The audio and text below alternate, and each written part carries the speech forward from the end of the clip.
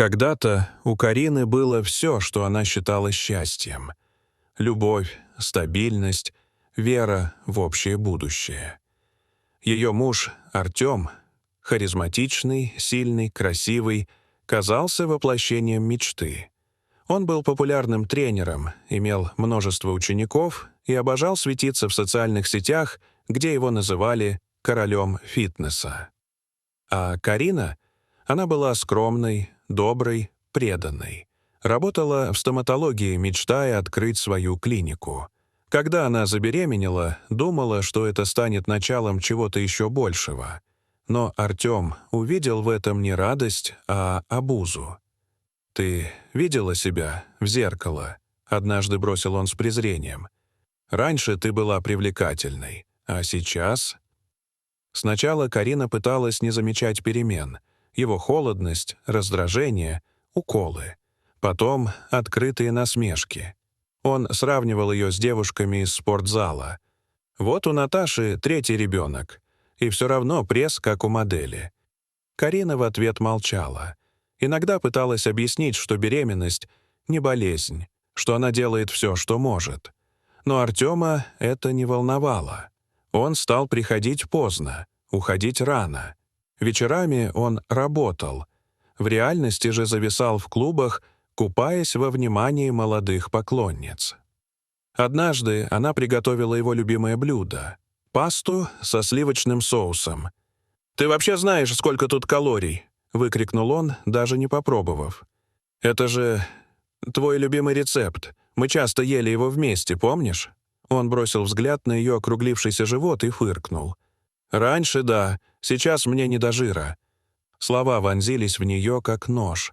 Та женщина, которую он когда-то целовал на рассвете, теперь жирная.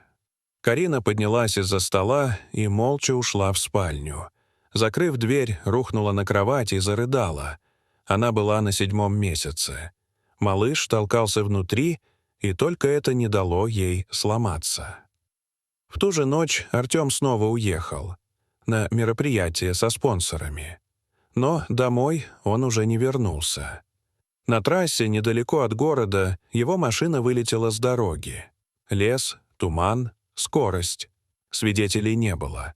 Автомобиль нашли разбитым, но тела не было. Только кровь на траве и следы, уводящие в чащу. Полиция начала расследование, но результатов не было. Через месяц Артема объявили пропавшим без вести. СМИ растиражировали новость. Фитнес-тренер и блогер Артем Волков исчез при загадочных обстоятельствах. Карина, оплакивая мужа, чувствовала странное. Да, он предал ее, но она все равно любила того, кем он когда-то был. Ее сердце рвалось от боли. Но впереди была другая жизнь. Жизнь матери. И она решила, что справится. Ради ребенка. Сына она назвала Лев. Он стал ее опорой с первого вздоха. Карина растила его одна. Работала в клинике, подрабатывала вечерами, училась, экономила. Ее родители помогали, как могли. Про Артема она рассказывала мало. Он погиб в аварии. Лев никогда не настаивал. Он чувствовал, мама говорит ровно столько, сколько может. Время шло. Карина открыла свою стоматологическую практику. Со временем маленький кабинет превратился в современную клинику с персоналом и хорошей репутацией. Она стала не просто врачом, а примером для многих женщин. Независимая, успешная, сильная. А Лев?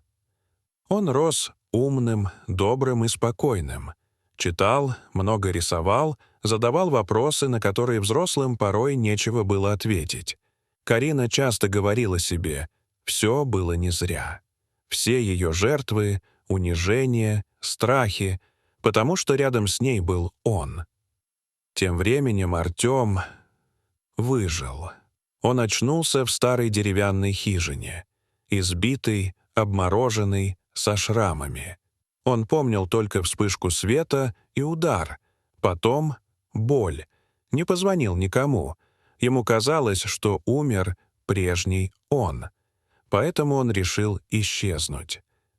Под чужим именем Андрей Белов он появился в одном из провинциальных городов, начал с простого спортзала. Люди заметили его физическую форму и харизму. Он снова стал тренировать, потом снимать видео, мотивировать. Его аккаунт в Instagram быстро набрал популярность. Он стал Андреем Беловым, вдохновением тысяч. Видео, цитаты, контракты, конференции, бренды, но за этим фасадом скрывалась тьма. Он все больше полагался на стероиды, стимуляторы, таблетки. Без них он не справлялся. Сначала казалось, контролирует, потом нет. Раздражение, бессонница, перепады настроения, боли. В какой-то момент он начал терять сознание. И вот на фитнес-форуме в большом городе он рухнул на сцене прямо во время выступления. Камеры сняли все. Видео облетело сеть. На следующее утро его имя гремело. Но не из-за успеха, а из-за краха. В больнице врачи поставили диагноз — хроническая почечная недостаточность последней стадии. Лечение? Только трансплантация. Диализ — временная мера. Шансов мало. Очередь — годы. И вдруг он вспомнил. У него может быть сын.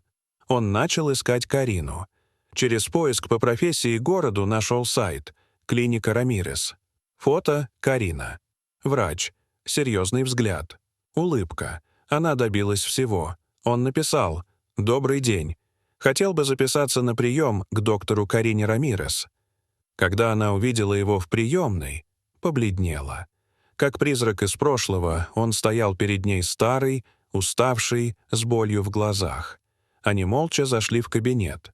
Там, за закрытой дверью, он рассказал все. «Мне нужен донор. Я болен. Наш сын, возможно, он совместим». Слова застряли в воздухе. Карина слушала, не прерывая. «Ты пришел не за прощением, а за частью чужой жизни», — сказала она, ее голос был холоден. «Ты оставил нас. Ты исчез. Ты умер тогда. И пусть так и останется». Он умолял. Говорил, что готов на все, но она встала и открыла дверь. «Ты никогда не был отцом, и не будешь им сейчас. Мой сын никогда не узнает, что ты жив. Желаю удачи». Спустя месяцы Артем умер в одиночестве. Его тело нашли в квартире, никому не нужное, забытое. Имя, которое носил в прошлом, исчезло, а Карина и Лев жили счастливо. Ее клиника расширялась. Лев стал студентом медицинского университета. Он рос честным, добрым, полным достоинства. Он никогда не спрашивал о прошлом, потому что знал, все, что ему нужно, уже рядом. Карина, смотря на сына, понимала, иногда потеря — это путь к спасению, иногда уход — это победа. И пусть Артем исчез. Главное — они выжили и построили жизнь. Дорогие зрители, а как бы вы поступили на месте Карины? Простили бы Артема? Расскажите, пожалуйста, в комментариях. А если вам понравилось это видео, то ставьте лайк и подписывайтесь на наш канал.